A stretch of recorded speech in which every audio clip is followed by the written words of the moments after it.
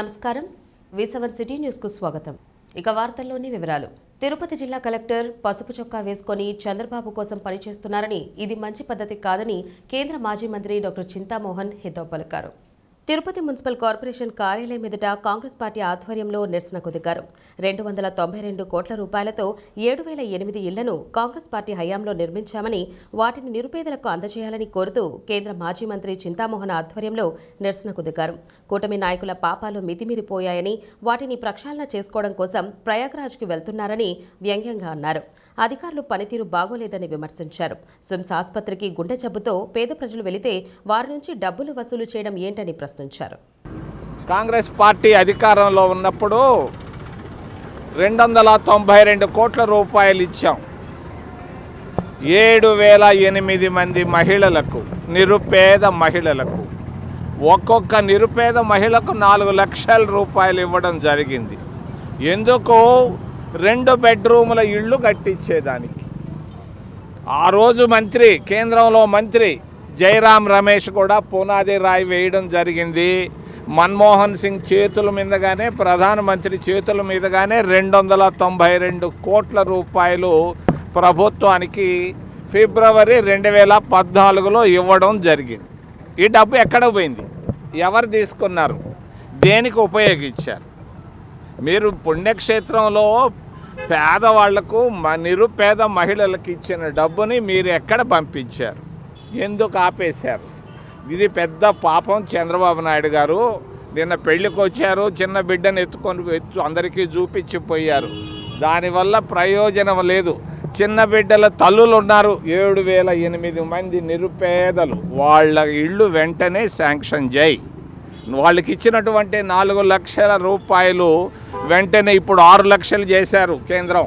6 లక్షలు ఇచ్చి అందరికీ వెంటనే ఇళ్ళు తిరుపతిలో కట్టించమని మేము డిమాండ్ చేస్తున్నాం కాంగ్రెస్ పార్టీ తరఫున. ఇది ధర్మం, న్యాయం. టైమ్ స్కేల్ ఉద్యోగుల పదవీ విరమణ 60 సంవత్సరముల నుండి 62 సంవత్సరాల వరకు పొడిగించాల్సిన అవసరం ఉందని శ్రీ వెంకటేశ్వర విశ్వవిద్యాలయానికి చెందిన నాన్ టీచింగ్ టైమ్ స్కేల్ ఉద్యోగుల సంఘం నాయకులు విజయ్ చందర్, వెంకటరమణ, నాగరాజులు డిమాండ్ చేశారు. సోమవారం తిరుపతి ప్రెస్ క్లబ్లో ఏర్పాటు చేసిన మీడియా సమావేశంలో వారు మాట్లాడారు. 2.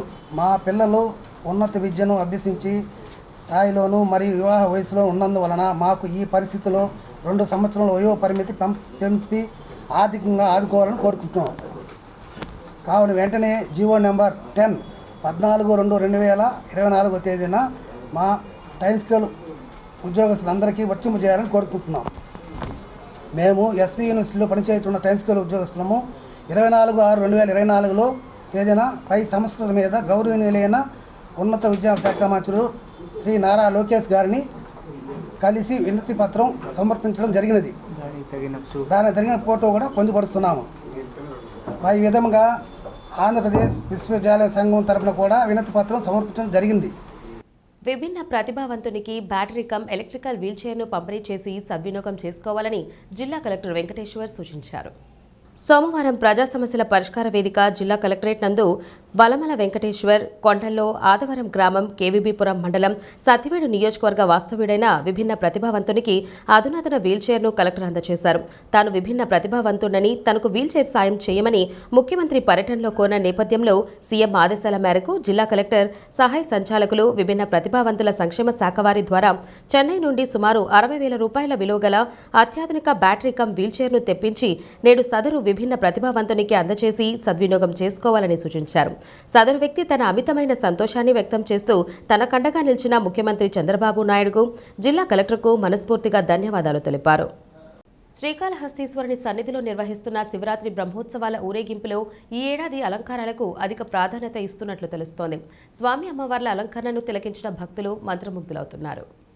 ఈ నేపథ్యంలో సోమవారం ఆది దంపతులైన శ్రీ పార్వతీ పరమేశ్వరులు హంస, యాలి వాహనంపై భక్తులకు దర్శనమిచ్చారు. స్వామి సూర్యప్రభ వాహనంపై, అమ్మవారు యాలి వాహనంపై ఆసీనులు కాక పరిచారకులు వింజామరలు వీస్తుండగా దివ్య తేజాన్ని తన భక్తులకు కైలాసనాథుడు పురవీధుల్లో దర్శనమిచ్చారు. శ్రీ సోమస్కందమూర్తి సమేత శ్రీ జ్ఞాన ప్రసూనాంబికా దేవికి పురవీధుల్లో భక్త కన్నప్ప, వినాయకుడు, సుబ్రహ్మణ్య స్వామి కలిసి స్వాగతం పలికారు. మంగళ వాయిద్యాలు, కోలాటాలు సాంప్రదాయబద్ధంగా వాహన సేవలు ముందుకు సాగాయి. స్వామి అమ్మవార్లను దర్శించుకునేందుకు భక్తులు అధిక సంఖ్యలో వచ్చారు.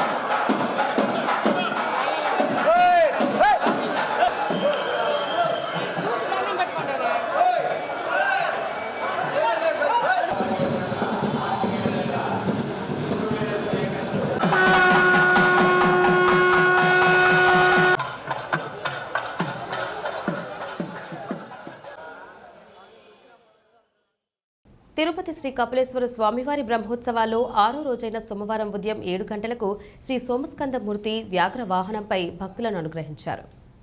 భజన మండల కోలాటాలు, భజనలు, మంగళ వాయిద్యాల నడుమ పురవీధుల్లో వాహన సేవ కోలాహలంగా జరిగింది. వాహన సేవ ఆలయం నుండి మొదలై Kapilatheertham road, Annarao circle, Vinayaka Nagar quarters, Hare Rama Hare Krishna గుడి, NGO colony, Alipiri bypass road మీదుగా తిరిగి ఆలయానికి చేరుకుంది. భక్తులు అడుగడుగునా కర్పూర హారతులు సమర్పించారు. భక్తి వ్యాఘ్రం వంటిది. భక్తితో ఏ జీవుడి హృదయం శివునికి వేదిక అవుతుందో ఆ జీవుడి క్రూర పాప కర్మలు సంహరించబడతాయి. అనంతరం అర్చకులు స్నపన తిరుమంజనం నిర్వహించారు. శ్రీ సోమస్కందమూర్తి, శ్రీ కామాక్షిదేవి అమ్మవారికి పాలు, పెరుగు, తేనె, పండ్ల రసాలు, చందనంతో విశేషంగా అభిషేకం చేశారు. శ్రీనివాస మంగాపురం శ్రీ కళ్యాణ వెంకటేశ్వర స్వామివారి బ్రహ్మోత్సవాల్లో 7వ రోజైన సోమవారం ఉదయం శ్రీనివాసుడు సూర్యప్రభ వాహనంపై శ్రీమన్నారాయణుడి అలంకారంలో భక్తులకు దర్శనమిచ్చారు. వాహన సేవ ముందు గజరాజులు నడుస్తుండగా భక్తజన బృందాలు చెక్క భజనలు, కోలాటాలతో స్వామివారిని కీర్తిస్తుండగా మంగళ వాయిద్యాల నడుమ స్వామివారి ఉత్సవం కోలాహలంగా జరిగింది. భక్తులు అడుగడుగునా కర్పూర హారతులు సమర్పించి స్వామివారిని దర్శించుకున్నారు. సూర్యుడు సకల రోగ నివారకుడు, ఆరోగ్యకారకుడు, ప్రకృతికి చైతన్య ప్రదాత. ఔషాధిపతి అయిన చంద్రుడు కూడా సూర్యతేజం వల్లనే ప్రకాశిస్తూ వృద్ధి పొందుతున్నాడు. ఈ వాహనంలో శ్రీవారి చుట్టూ ఉన్న సూర్యప్రభ సకల జీవుల చైతన్య ప్రభ. సూర్యమండల మధ్యవర్తి శ్రీమన్నారాయణుడే. అందుకే సూర్యుని సూర్యనారాయణుడు అని కొలుస్తున్నాం. ఇంతటి మహాతేజపూర్ణమైన సూర్యప్రభ వాహనంలో ఉండే సూర్యనారాయణుడిని దర్శిస్తే ఇతోధిక భోగభాగ్యాలు, సత్సంతాన సంపదలు, ఆయురారోగ్యాలు సిద్ధిస్తాయి.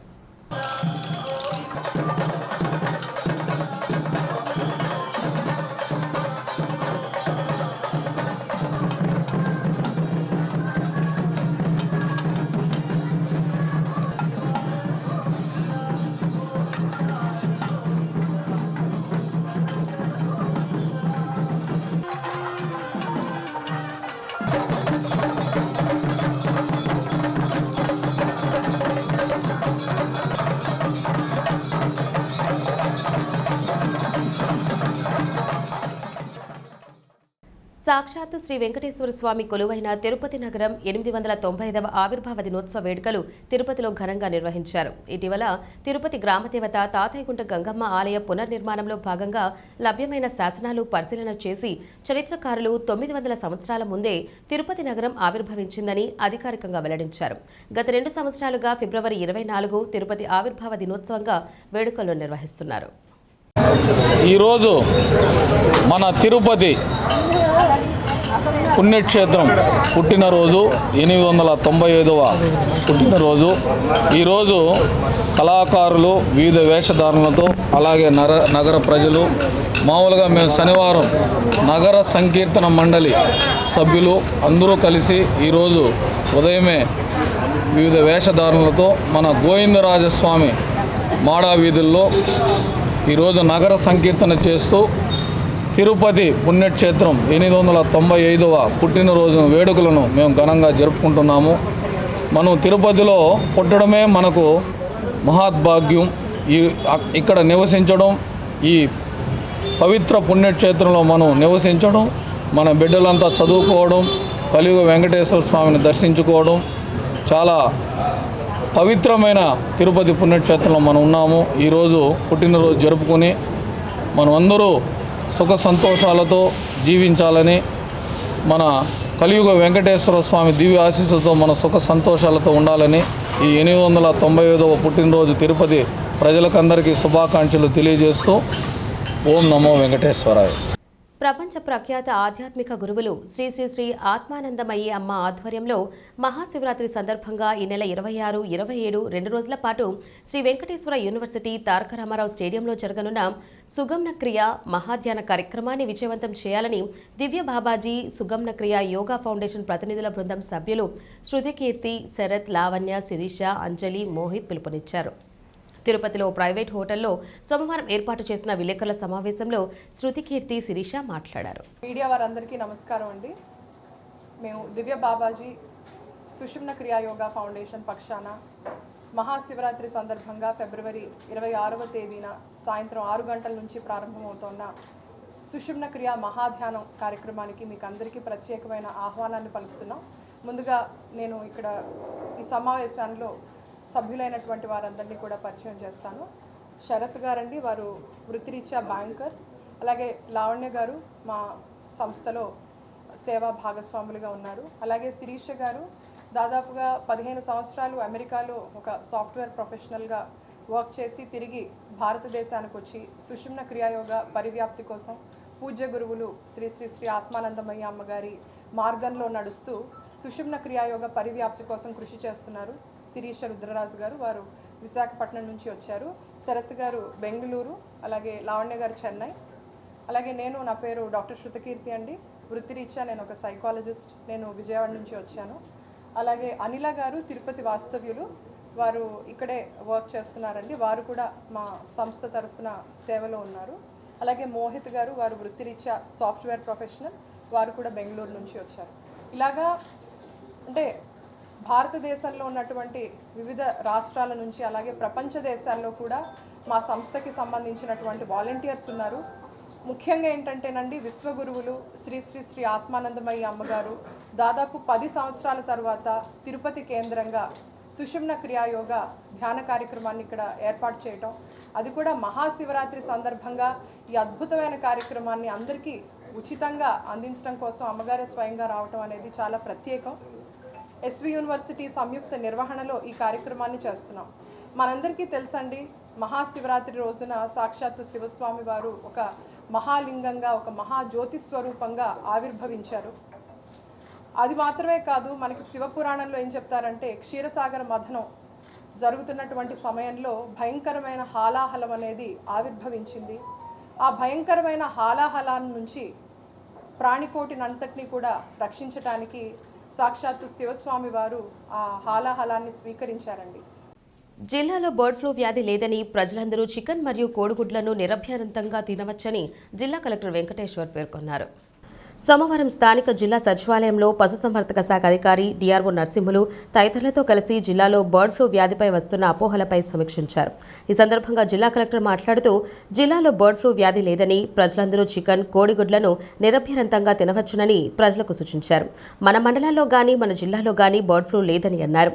జిల్లాలో బర్డ్ ఫ్లూపై వస్తున్న అపోహల కారణంగా పౌల్ట్రీ రైతులు నష్టపోతున్నారని, దీనిపై ప్రజల అవగాహన తీసుకువచ్చేందుకు నేడు బారాగపట్టణంలోని శ్రీ బాబు జగజ్జీవన్ రామ్ పార్క్ నందు చికెన్ మరియు కోడిగుడ్ల వినియోగంపై అవగాహన కార్యక్రమాన్ని national egg coordination committee, poultry బ్రీడర్స్తో కోఆర్డినేషన్ అసోసియేషన్, జిల్లా పౌల్ట్రీ రైతుల సంఘం మరియు జిల్లా పశుసంవర్ధక శాఖ వారి సంయుక్త ఆధ్వర్యంలో నిర్వహించుకుంటున్నామని అన్నారు.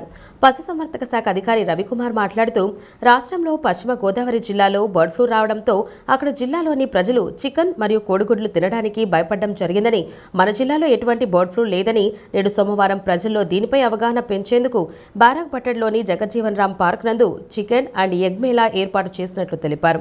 ప్రతి ఒక్కరూ నిరభ్యంతరంగా చికెన్ మరియు కోడిగుడ్లు తినవచ్చునని అన్నారు. ఏంటి అనుమానాలు, అపోహలు అంటే, ఇప్పుడు బర్డ్ ఫ్లూ అనేది ఒక బూచిగా కనపడతా ఉంది. బర్డ్ ఫ్లూ అనేది ఈస్ట్ గోదావరి, వెస్ట్ గోదావరి జిల్లాలో కనపడింది. ఆ కోళ్ళు ఇక్కడికి వస్తున్నాయేమో, బర్డ్ ఫ్లూ వచ్చిన కోళ్ళు మనం తింటున్నామేమో, బర్డ్ ఫ్లూ వచ్చిన కోళ్ళు తింటే మనకు ఆరోగ్యానికి మంచిది కాదేమో ఒక అనుమానంతో కొంత చికెన్ విక్రయాలు, గుడ్లు విక్రయాలు తగ్గిన పరిస్థితి కనపడతా ఉంది. అయితే మనకు జిల్లాలో ఎక్కడా బర్డ్ ఫ్లూ లేదు. అక్కడెక్కడో బర్డ్ ఫ్లూ వస్తే ఆ బర్డ్ ఫ్లూ వచ్చిన కోళ్ళు ఇక్కడ రావడానికి అవకాశమే లేదు. ఎందుకంటే బర్డ్ ఫ్లూ వచ్చిన ప్రాంతంలో 1 కిలోమీటర్ పరిధిలో ఉన్నటువంటి కోళ్ళన్నింటి కూడా మనము పూడ్చివేస్తాం. ఆ ఫారాల్లో ఉన్నటువంటి కోళ్ళని, కోడి గుడ్లని, మిగిలిపోయిన కోళ్ళ దానాలని, అదేవిధంగా మందుల డబ్బాలు కానీ, ఎగ్ ట్రేస్ కానీ ఏమున్నా కూడా అవన్నీ కూడా ధ్వంసం చేసేసి పూడ్చేస్తాం. ఆ కోళ్ళు మార్కెట్లోకి రావడానికి అవకాశమే లేదు. అయితే ముఖ్యంగా తిరుపతి జిల్లాలో దాదాపు 15 లక్షల కోళ్ళు ఉన్నాయి, 22 పౌల్ట్రీ ఫారాలు ఉన్నాయి. ఈ 22 పౌల్ట్రీ ఫారాలు మేము జల్లెడ పట్టాము. వ్యాధి ఆనవాళ్ళు ఎక్కడైనా ఉన్నాయా, వ్యాధి లక్షణాలు ఎక్కడైనా కోళ్ళలో కనపడుతున్నాయా అనేది కూడా మనము జల్లెడ పట్టాము. పశువైద్య సిబ్బంది అందరూ కూడా మా పరిశీలనలో ఎక్కడ కూడా జిల్లాలో బర్డ్ ఫ్లూ లేదు, అన్ని కోళ్ళు సంపూర్ణ ఆరోగ్యంతో ఉన్నాయని చెప్పేసి మనకు తేలింది. అయితే ఒకసారి చూసేసి వదిలేయకుండా ప్రతిరోజు ఒక డాక్టరు, ప్రతిరోజు ఒక కోళ్ళ ఫారం వంతున రోజు తనిఖీలు నిర్వహిస్తున్నాము, ముమ్మరంగా చెక్ చేస్తున్నాము. ఎక్కడ కూడా బర్డ్ ఫ్లూ అనవాలనేది మన జిల్లాలో లేదు. ఈ వార్తలు ఇంతటితో సమాప్తం. నమస్కారం.